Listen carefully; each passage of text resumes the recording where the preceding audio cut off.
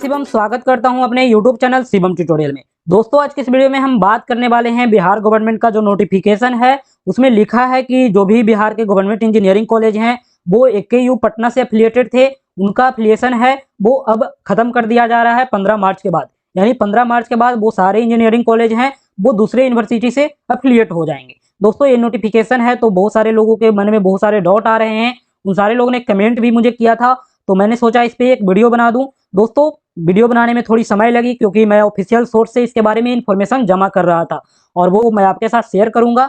और दोस्तों हम लोग देखेंगे जो बिहार इंजीनियरिंग के लिए अलग से यूनिवर्सिटी बन रही है उसके बारे में। बता दें कि बिहार का एक यूनिवर्सिटी आजभट्ट नॉलेज यूनिवर्सिटी बिहार के जितने भी तरह के प्रोफेशनल कोर्स हैं लगभग उन सारे कोर्स का एफिलिएशन है वो सारे कॉलेज वाले को देता है, चाहे वो इंजीनियरिंग का हो या फिर बी फार्मा का हो, उसके बाद एमटेक का हो, नर्सिंग का हो, उसके बाद बीएड का हो दोस्तों, उसके बाद एमबीए एमसीए, ये सारे कोर्स से रिलेटेड जितने भी कॉलेज हैं उन सारे का एफिलिएशन है वो आजभट्ट नॉलेज यूनिवर्सिटी पटना से है। तो आपको बता दें कि एक यूनिवर्सिटी है और वो सारे इतने सारे कोर्स के कॉलेज हैं उनको हैंडल कर रहा है। तो दोस्तों इसमें हो क्या रहा है कि ना तो वो समय पे रिजल्ट दे पा रहा है, ना तो ज़्यादा फोकस कर रहा है किसी एक फील्ड पे। और दोस्तों अब तो वहाँ पे बहुत तरह के कोर्स है वो ज्योग्राफी वगैरह के भी शुरू हो चुके हैं, तो ऐसा हो गया है कि एक यूनिवर्सिटी पे बहुत सारे बोझ आ चुके हैं। इसी बात को ध्यान में रखते हुए बिहार के मुख्यमंत्री श्री नीतीश कुमार जी ने निर्णय लिया कि इंजीनियरिंग वाले के लिए एक अलग से इंजीनियरिंग यूनिवर्सिटी बना दिया जाए, उसके बाद जो मेडिकल कॉलेज हैं उनके लिए एक अलग से मेडिकल यूनिवर्सिटी बना दिया जाए और जो भी स्पोर्ट्स हैं उनके लिए एक अलग से स्पोर्ट्स यूनिवर्सिटी बनाया जाए। तो इसी से रिलेटेड है वो एक एक्ट है जो लाया गया था विधानमंडल में और दोस्तों एक्ट का जो नाम दिया गया था उसका नाम था बिहार इंजीनियरिंग यूनिवर्सिटी एक्ट। दोस्तों आपको बता दें इसकी तैयारी है वो लगभग 2 साल पहले से चल रही है। आपको बता दें जब ये विधानमंडल में एक्ट पारित हुआ था उस समय इसका जो डेट है वो 9 अगस्त 2021 का है, यानी इस दिन ही ये एक्ट आ चुका था और वो अब धीरे धीरे रनिंग कंडीशन में है। नोटिफिकेशन है वो काफी बड़ा है तो मैं जो भी मेन पॉइंट है उसको यहाँ पे मैं हाईलाइट किया हूँ और उसी के बारे में हम डिस्कस करेंगे। बाकी अब चाहे तो डिटेल में इसे पढ़ सकते हैं। वो यहाँ पे लिखा गया है बिहार अधिनियम 2021 और इसके तहत यहाँ पे बिहार अभियंत्रण विश्वविद्यालय अधिनियम 2021, यानी कहने का मतलब है बिहार इंजीनियरिंग यूनिवर्सिटी एक्ट 2021 लाया गया था। और इसमें जो डिटेल लिखा गया है वो सरकार अथवा ट्रस्ट अथवा सोसाइटी अथवा कंपनी द्वारा स्थापित संस्थाओं में इंजीनियरिंग और टेक्नोलॉजी, वास्तुकला तथा योजना प्रबंधन कार्यक्रम के परंपरागत एवं नवीन विद्याओं को संचालन एवं सफलता प्रदान करने एवं शिक्षण अनुसंधान के में प्रसार एवं उत्कृष्टता प्राप्त करने के लिए तथा इससे जुड़े अथवा इसके अनुषंगिक अन्य विषयों के लिए बिहार राज्य में बिहार अभियंत्रण महाविद्यालय के नाम से एक विश्वविद्यालय स्थापित एवं सम्मिलित करने के लिए अधिनियम। कहने का मतलब है इंजीनियरिंग और टेक्नोलॉजी के फील्ड में जो भी कॉलेज हैं या फिर जो भी कोर्स हो रही है तो उसका जो सही से संचालन हो और उसका एफिलिएशन हो उसे प्रदान करने के लिए एक यूनिवर्सिटी है वो बनाया गया है और इसका नाम है बिहार इंजीनियरिंग यूनिवर्सिटी।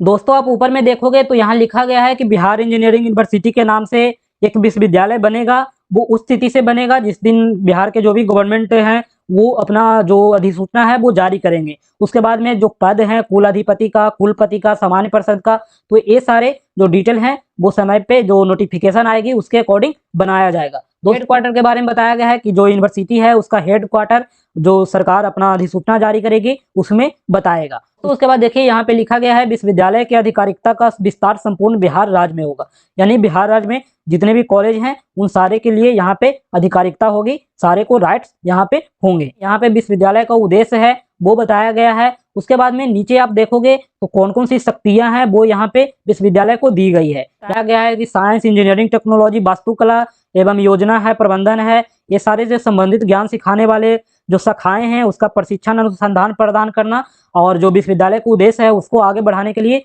आवश्यक हो ये सारी शक्तियां यहाँ पे दी गई है। उसके बाद में परीक्षाएं आयोजित करना, डिग्री प्रदान करना, ऐसी शर्त के अधीन व्यक्ति को प्रमाण पत्र एवं अन्य शैक्षणिक उपाधि या विशेष सम्मान प्रदान करना, ये सारी जो शक्ति है वो यूनिवर्सिटी को दी गई है। तो दोस्तों यहाँ पे देखिए एक जो इम्पोर्टेंट बात बताई गई है वो नामांकन में आरक्षण के बारे में बताया गया है। यहाँ पे हम शॉर्ट में इसे देखें तो बताया गया है कि जो सारे इंजीनियरिंग कॉलेज होंगे वहाँ पे 1/3 सीट है वो महिला अभ्यर्थियों के लिए नामांकन में आरक्षित रहेगा। कहने का मतलब है कि जो भी गर्ल्स स्टूडेंट एडमिशन लेगी बिहार के गवर्नमेंट इंजीनियरिंग कॉलेज में वहाँ पे 33% सीट है वो रिजर्व रहेगा गर्ल्स स्टूडेंट के लिए। तो ये पिछले 2-3 साल से बोला जा रहा है कि उनको रिजर्वेशन मिलेगा लेकिन नहीं मिल पा रहा है। दोस्तों अब बिहार इंजीनियरिंग यूनिवर्सिटी है वो अब वर्किंग कंडीशन में है तो वो अब आपको रिजर्वेशन देगी एडमिशन में। जो भी गर्ल्स स्टूडेंट होंगे वो न्यू सेशन से एडमिशन लेंगे तो उनको 33% का रिजर्वेशन है वो दिया जाएगा।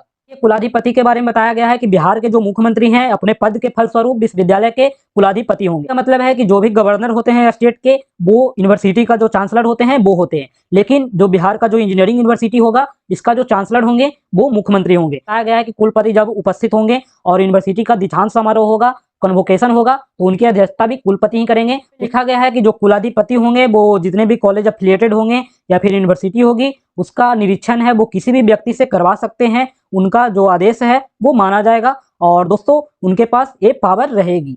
यूनिवर्सिटी के जो पदाधिकारी होंगे उनके बारे में बात करें तो यहाँ पे यूनिवर्सिटी में एक कुलपति होंगे, एक डीन होंगे, एक रजिस्ट्रार होंगे, एक वित्त पदाधिकारी होंगे, एक परीक्षा नियंत्रक होंगे यानी कि एग्जामिनेशन कंट्रोलर होंगे, एक लाइब्रेरियन होंगे और दोस्तों जिनको भी आगे नियुक्त किया जाएगा उनके लिए ऑफिशियल नोटिफिकेशन है वो जारी किया जाएगा। तो फिलहाल 6 तरह के जो पोस्ट हैं वो यहाँ पे बनाए गए हैं, वो सारे यहाँ पे होंगे। देखिए बताया गया है कि प्रथम कुलपति है वो सरकार के द्वारा नियुक्त किया जाएगा, इनकी नियुक्ति भी हो चुकी है, वो मैं आगे आपको बताऊंगा। उसके बारे में बताया गया है कि कुलपति अपने पद ग्रहण करने की तिथि से 3 वर्षों के लिए पद धारण करेंगे, यानी कि जिस दिन उनका ज्वाइनिंग होगा उसके 3 साल बाद तक वो बने रहेंगे। दोस्तों उसके बाद में जो आयु सीमा रखा गया है वो 75 ईयर्स है, इससे ज्यादा एज वाले नहीं बन सकते हैं। उनके बाद में नीचे देखिए यहाँ पे कुलपति की जो शक्ति होगा, कर्तव्य होगा, वो सारा यहाँ पे नीचे बताया गया है, आप चाहो तो डिटेल में स्टडी कर सकते हो। दोस्तों उसके बाद यहाँ पे रजिस्ट्रार के बारे में बताया गया है कि जो भी यूनिवर्सिटी के प्रथम रजिस्ट्रार होंगे उनको सरकार के द्वारा नियुक्त किया जाएगा और इनकी भी नियुक्ति हो चुकी है, वो मैं आपको डिटेल में आगे बताता हूँ। दोस्तों उसके बाद में वित्त पदाधिकारी हैं, ये भी पहली बार सरकार के द्वारा ही नियुक्त किए जाएंगे। परीक्षा नियंत्रक यानी एग्जामिनेशन कंट्रोलर हैं, वो भी सरकार के द्वारा ही नियुक्त किए जाएंगे और इनको पहला जो कार्यकाल है वो 3 साल का दिया जाएगा। दोस्तों आप चाहो तो इसे अच्छे से पढ़ सकते हो, हिंदी इंग्लिश दोनों लैंग्वेज में ये अवेलेबल है बिहार यूनिवर्सिटी एक्ट। हम लोग देखेंगे कि किस पोस्ट पे किसे नियुक्त किया गया है और आगे कौन कौन से चेंजेस होने वाले हैं। उसके department of science and technology है, उनकी तरफ से एक नोटिफिकेशन जारी किया गया था, वो 27/9/2022 को। इसमें लिखा गया है कि बिहार अभियंत्रण महाविद्यालय अधिनियम 2021 की धारा 15A के प्रावधानों के आलोक में, यानी कि जो एक्ट आपको मैंने स्टार्टिंग में बताया उसके धारा 15A के आलोक में यहाँ पे बताया गया है कि श्री प्रदीप कुमार सेवानिवृत्त हैं भारतीय प्रशासनिक सेवा से, और वो उनके पिता का नाम यहाँ पे लिखा गया है दिनेंद्र प्रसाद। अस्थायी पता दिया गया है बलिग्रह गार्डन MDDM कॉलेज के सामने मुजफ्फरपुर, इनका लोकेशन दिया गया है, एड्रेस दिया गया है। तो बिहार अभियंत्रण महाविद्यालय के कुल सचिव यानी रजिस्ट्रार के पद पर पद ग्रहण करने की तिथि से अगले 3 वर्षों अथवा अगले आदेश तक जो भी पहले हो की अवधि के लिए नियुक्त किया जाता है। इसका मतलब है कि श्री प्रदीप कुमार को जो बिहार इंजीनियरिंग यूनिवर्सिटी है उसका रजिस्ट्रार है वो नियुक्त किया गया है,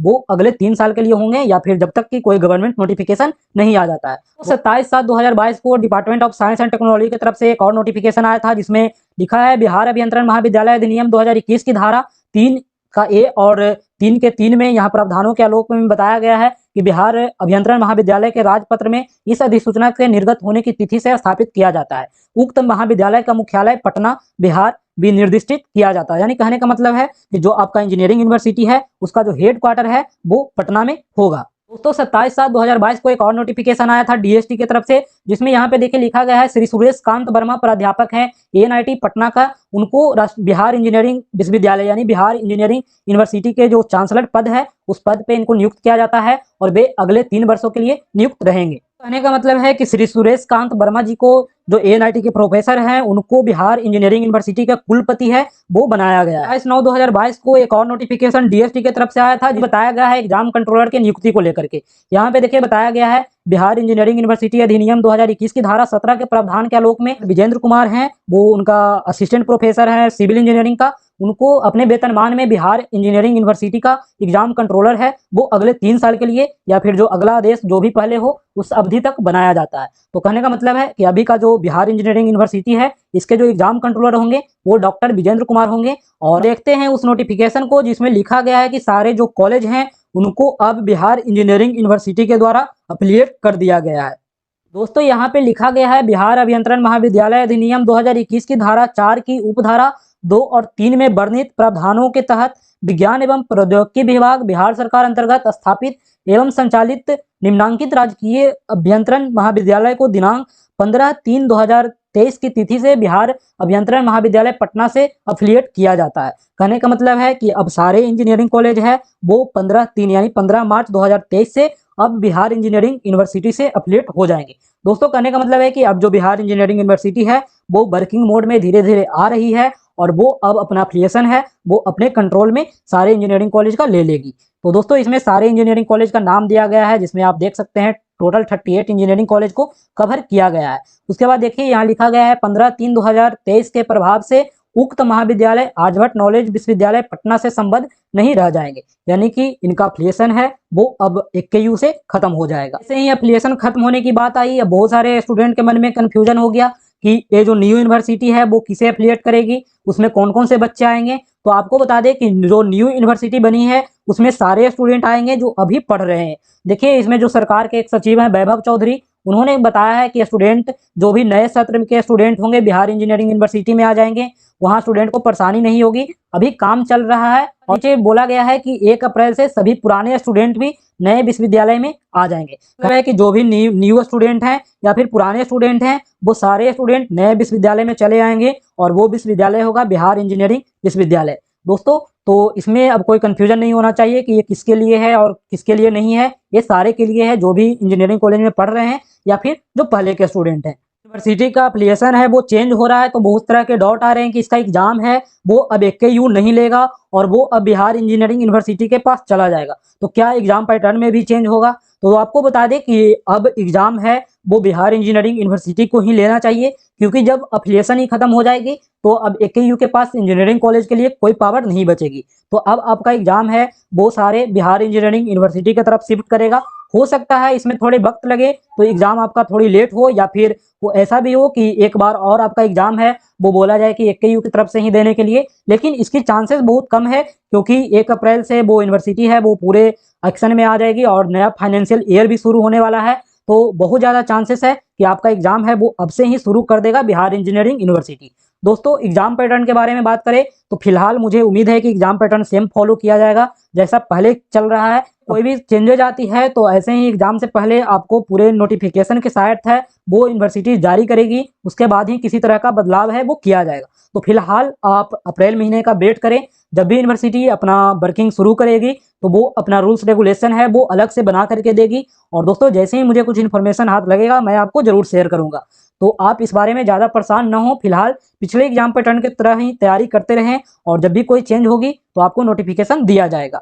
कल मुझे कुछ लोग ने एक वीडियो फॉरवर्ड किया, उसमें बताया जा रहा है कि अब किसी को एयर बैग ही नहीं लगेगा क्योंकि बिहार के लिए एक नया इंजीनियरिंग यूनिवर्सिटी बन रहा है और वो किसी को फेल नहीं करेगा। ये बिल्कुल हवा में बात कर रहा है, और क्योंकि ऐसा कोई यूनिवर्सिटी नहीं है जहाँ पे किसी को फेल ना किया जाए, जहाँ पे किसी को बैकलॉग ना लगे।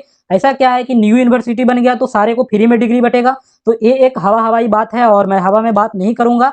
मैं आपको बता दूं कि जो भी प्रॉपर रूल्स रेगुलेशन है वो फॉलो किया जाएगा और जो आपको खुश करने के लिए नहीं बोल दूंगा, क्योंकि आपको बता दें कोई भी ऐसा यूनिवर्सिटी नहीं है जहाँ पे बैकलॉग नहीं लगता है। सारे कॉलेज में हर जगह बैकलॉग लगते हैं, तो आपको वो सारे सिस्टम चलते रहेंगे। भले ऐसा हो कि यूनिवर्सिटी न्यू है तो वो अपना अलग से गाइडलाइन देगी, वो किस तरह से बैकलॉग देगी, किस तरह से एयर बैग देगी, तो वो सारे डिटेल आपका जब वो गाइडलाइंस जारी करेगी तो उसमें बताया जाएगा। ऐसा नहीं होगा कि आपको बैकलॉग ही नहीं लगेगा, आप पढ़ना ही छोड़ दो और कुछ भी नहीं लेके एग्जाम में तो फिर आपको डिग्री मिल जाएगी। तो दोस्तों आपको गलत इन्फॉर्मेशन देकर के बस मिसगाइड किया जा रहा है कि आपको बैकलॉग नहीं लगेगा और आपको हर पेपर में पास कर दिया जाएगा। आप इस भ्रम में न रहें, आप अपनी तैयारी करें और देखें कि अलग यूनिवर्सिटी होने का क्या फायदे हो सकते हैं। आपको बता दें कि पहले जो यूनिवर्सिटी थी AKU वो सारे कोर्स को एक साथ लेकर के चलती थी जिसमें तमाम प्रोफेशनल कोर्स आते थे। आपको बता दें कि ये जो यूनिवर्सिटी होगी वो ओनली फॉर इंजीनियरिंग स्टूडेंट होगा, जिसमें आपका बीटेक और एमटेक दोनों कोर्स है वो शामिल रहेंगे। उसके बाद में आपको बता दें कि सेशन मैनेजमेंट आपका समय पे हो जाएगा, रेगुलर एग्जाम है वो आपका हो जाएगा और रिजल्ट है वो भी समय पे आ जाएगा, क्योंकि इसे बस इंजीनियरिंग कॉलेज के लिए ही काम करना होगा तो वो पूरे मन से आप पे ही फोकस करेंगे। उसके बाद में आपके जो फैकल्टी होंगे, कॉलेज होगा, कॉलेजिंग है इस पर भी फोकस किया जाएगा, पढ़ाई होती है नहीं होती है इस पर भी विशेष फोकस रहेगा। दोस्तों लैब है वो सारे अच्छे किए जाएंगे, आपका स्टूडेंट का जो स्किल है उसे भी डेवलप किया जाएगा, प्लेसमेंट पे भी फोकस किया जाएगा। अलग यूनिवर्सिटी है तो वो कोशिश जरूर करेगा कि आपके लिए सारी चीजें हैं वो सही हो जाए। उसके बाद में आपका रेगुलर क्लास है वो भी होगा और अटेंडेंस है वो भी खोजा जाएगा। तो जो लोग इंजीनियरिंग घर पे रह करके करते थे, पहले नाम लिखवा लिए और पूरे दिन घर पे रहे, तो उनके साथ तो दिक्कत होने वाली है। आपको रेगुलर क्लास भी करवाया जाएगा और बायोमेट्रिक अटेंडेंस भी मांगा जाएगा। उसके बाद में आपका रिजल्ट वगैरह जो गड़बड़ हो जाती है वो सबका चांसेस है वो कम रहेगा, क्योंकि यूनिवर्सिटी के ऊपर बोझ कम रहेगा तो वो अपना काम है वो अच्छे से करेंगे और आपको किसी भी तरह का कोई दिक्कत नहीं होने देगी। तो दोस्तों अब देखिए अभी कुछ कहा नहीं जा सकता, अभी बस ये वर्क करना शुरू करेगी, उसके बाद इस बात का अंदाजा हो जाएगा कि ये किस तरह से काम करती है। फिलहाल ये उम्मीद है कि ये सारे बेनिफिट है वो स्टूडेंट को मिलेंगे। यूनिवर्सिटी के न्यू रेगुलेशंस एंड गाइडलाइंस के बारे में बात करें तो फिलहाल ये जारी नहीं किया गया है, लेकिन मुझे उम्मीद है कि अप्रैल के फर्स्ट वीक तक इसका जो गाइडलाइंस है वो जारी कर दिया जाएगा। गाइडलाइंस आएगी, मैं इस पे एक वीडियो बनाऊंगा और आपको बताऊंगा कौन कौन सी चेंजेस है वो किया गया है। लेकिन फिलहाल आप मान करके चले कि आपके एग्जाम पैटर्न में किसी भी तरह का कोई चेंजेस नहीं है, जो पहले से चल रहे हैं वो ऐसे ही चलते रहेंगे, और जब चेंज होगी तब से आपको फॉलो करना होगा और आपको नोटिफिकेशन दिया जाएगा। दोस्तों कैंपस के बारे में बात करें तो कैंपस अभी इसका बना नहीं है, ये अभी पटना तारामंडल के कैंपस से चल रहा है, वहीं पे कुछ कुछ काम है वो देखा जाता है। लेकिन फिलहाल इसे न्यू कैंपस दिया जाएगा, पटना में ही इसका कैंपस बनाया जाएगा, और जैसे भी आगे का डेवलपमेंट होता है मैं आपसे जरूर शेयर करूंगा। तो दोस्तों अगर वीडियो पसंद आए तो लाइक करें, अपने दोस्तों में शेयर करें, और किसी भी तरह का कोई इन्फॉर्मेशन चाहिए आप जरूर कमेंट करें। Thank you.